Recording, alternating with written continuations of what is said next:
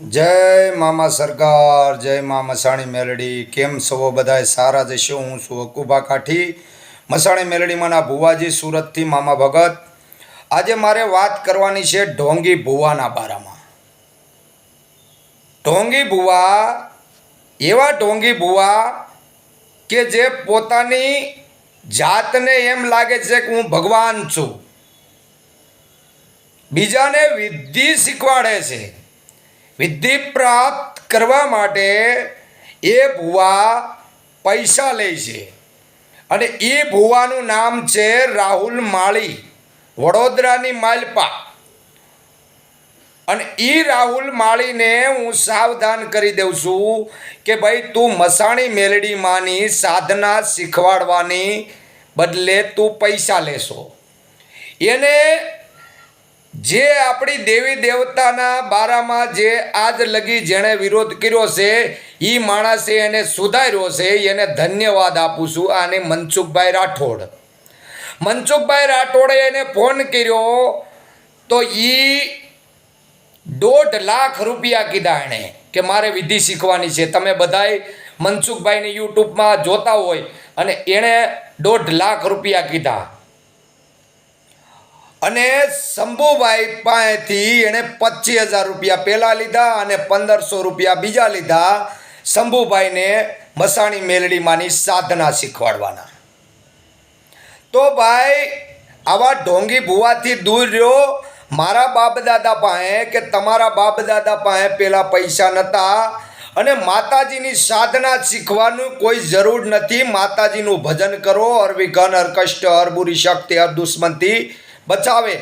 અને તમે ખાલી હુતી ટાણે તમારી કુળદેવી જે હોય, તમારા બાપ દાદાનો જે વ્યવહાર હોય એનું નામ લઈ લો. ચામુંડા હોય, ખોડિયાર હોય, મા મોમાઈ હોય, મા મોગલ હોય, કોઈ બી દેવી જગ 33 કરોડ દેવતામાંથી કોઈ બી તમારી કુળની દેવ હોય એનું નામ તમે લઈ લો તો માતાજી સુખ શાંતિ સમૃદ્ધિ તમારા ઘરમાં બનાવી રાખે. તો આવા ઢોંગી ભુવાને કહીએ ભાઈ સાવધાન થઈ જા રાહુલ માળી. અને મેં એને ફોન કર્યો તો એણે બ્લેક લિસ્ટમાં નંબર મારો નાખી દીધો. પછી મેં એને સાદો મેસેજ કર્યો અને બીજા કેટલાય જણા પાસે ફોન કરાવ્યો. પણ બધાને તરત જ વોટ્સઅપમાં મેસેજ મોકલે કે તમારે મસાણી મેલડીમાંની સાધના શીખવી હોય તો હું શીખવાડું છું. અને હું 25,000 રૂપિયા, 50,000 રૂપિયા, 1 લાખ રૂપિયા લગી લઉં છું. અને એ શીખી ગયા પછી તમે કોઈ પણ વસ્તુ કરી શકો છો. કોકની બેન દીકરીઓને પણ છેડતી કરી શકો છો. કોકની બેન દીકરીઓને પણ ફસાવી શકો છો. આવું રાહુલ માળી બોલે છે. તો આ ગુજરાતની પોલીસને મારી એટલી વિનંતી છે કે હું માતાનો ભૂવો છું, હું મસાણી મેલડીમાંનો ભૂવો છું. હું મારામાં હું પણ લાવતો નથી. માતાની સેવા કરું છું. મને કોઈ ફોન કરે કે અમારે આ વસ્તુ તાવો છે કે કોઈ વસ્તુ માતાજીનો પ્રસાદ જમાડવાનો છે તો જ હું ત્યાં રહું છું. બાકી મારી માતાની માળા ફેરવીને હું મારો જે કામ ધંધો છે એ કામ ધંધો કરીએ ને તો માતાજી ઘણું આપે. એટલે આજના એમ કહે કે માંડવાની અંદરમાં ભુવાઓ ધૂણતા હોય કે ખમા કે હું મેલડી બોલું, ખમા કે ફલાણી દેવ બોલું, એટલે તમે પગમાં પડી જાઓ છો. તમારા ગુરુના શરણમાં પગે લાગો, તમારા માતા પિતાને પગે લાગો, તમારા ઈષ્ટદેવને પગે લાગો. જે તમારા ગોખલાની માલપા જે તમારી કુળદેવી બેઠીને તમારા બાપ દાદાનો વડવાનો વ્યવહાર એને પગે લાગો. આવા ઢોંગીને પગે નહીં લાગો. 99% ભુવા બીજા સત્ય ઉપર ભુવા હાલવાવાળા છે ને એને ખોટા પાડી દે છે. અને આ વિજ્ઞાન ગાથા એટલે માટે જ છે આ બધું કે આવા ઢોંગી ભુવાને તમે સાવધાન કરી દઉં છું કે જોજે રાહુલ માળી, આ તું સાધના શીખવાડવાનું આ બધું બંધ કરી દે અને તારો જે કામ ધંધો છે ને એ બધો ચાલુ રાખ. તારો કામ ધંધો બધો ચાલુ રાખ તો માતાજી તને જાદુ આપશે. બાકી હું વડોદરાની અંદર જઈ અને તારું ઘર ગોતીને તને ત્યાંથી ઘસેડી અને પોલીસ સ્ટેશન પોલીસના હવાલે તને જેલના હરિયા ગણાવતા મારે આવવાની જરૂર નહીં પડે. મારે આવવાની જરૂર નહીં પડે.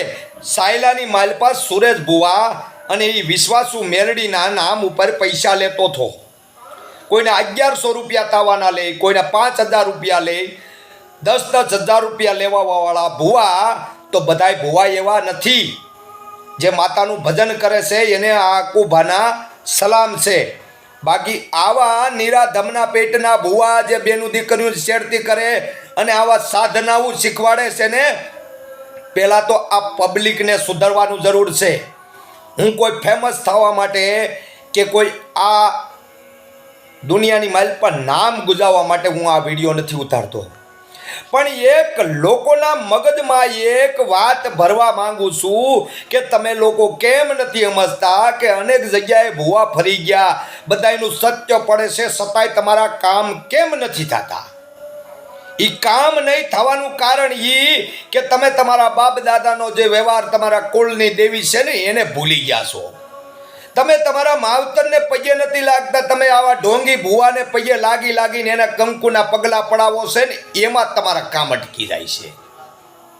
તમારી કુળદેવીને પગે લાગો, તમારા ઈષ્ટને પગે લાગો, તમારા માવતરને પગે લાગો ને સવારમાં તમે જાઓ ત્યારે જે તમારી ઘરની લક્ષ્મી હોય, ઘરની કહેતા તમારી ઘરવાળી, એના હાથે કંકુનો છાંડલો કરાવો તો શુકરનો છાંડલો થાય છે. એટલે માટે આવા ઢોંગી ભુવાથી દૂર રહ્યો. અને જ્યાં લગી આ ઢોંગી ભુવા બંધ નહીં થાય અને પબ્લિકને જ્યાં લગી આ સમજ નહીં પડે, આ દુનિયાના કાળા માથાના માનવી ફરી જાય, બધું ફરી જાય, પણ દેવી કોઈ દી ફરતી નથી. તમારે આવી રીતે કોઈ વસ્તુ કરવાની જરૂર નથી. તમે તમારી દેવીને પગે લાગો, તમે મેલડીને પગે લાગો, તમે મામાને પગે લાગો, તમે બહુસરને પગે લાગો, તમે ખોડિયારને પગે લાગો, તમે મોમાઈને પગે લાગો, કોઈ બી કુળદેવી હોય એને પગે લાગો. જે તમે પૂજતા હોય એને પગે લાગો. ભગવાન સૂરજનારાયણને ઈષ્ટદેવને પગે લાગો. અમારા ભલા માણસ આ રાજા વીર વિક્રમ અને રાજા વીર વિક્રમને સાધના શીખવાનું મન થયું કે મારે સાધના શીખવી છે.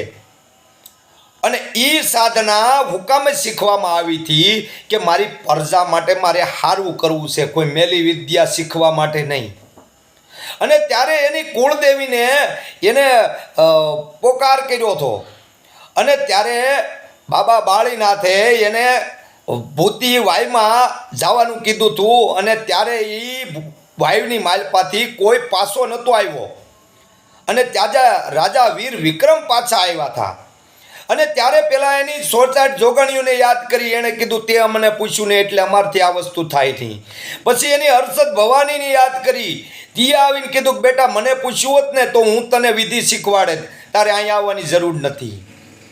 અને ત્યારે કીધું કે જો અહીંયા કોઈ દેવી હોય ને જો મને બચાવે ને તો મારી દેવી કરીને માને છે. ત્યારે માખણિયા ડુંગરવાળી એ જ મસાણી મેલડી એની હારે રહી હતી. અને એણે રાજાવીર વિક્રમે એને વચને બંધાણા હતા અને કીધું કે કાળી સૌદેશની રાતને દિવસે તારે મને કાળજાનો ભોગ દેવાનો છે. અને ત્યારે કાળજાનો ભોગ દેવા માટે રાજાવીર વિક્રમ જાતા હતા. અને કાળકાનો વીર છે ભૈરવ, એ માતાજી કાળકાએ કીધું કે જા જા રાજાવીર વિક્રમ આગળ કાળજાનો ભોગ દેશે.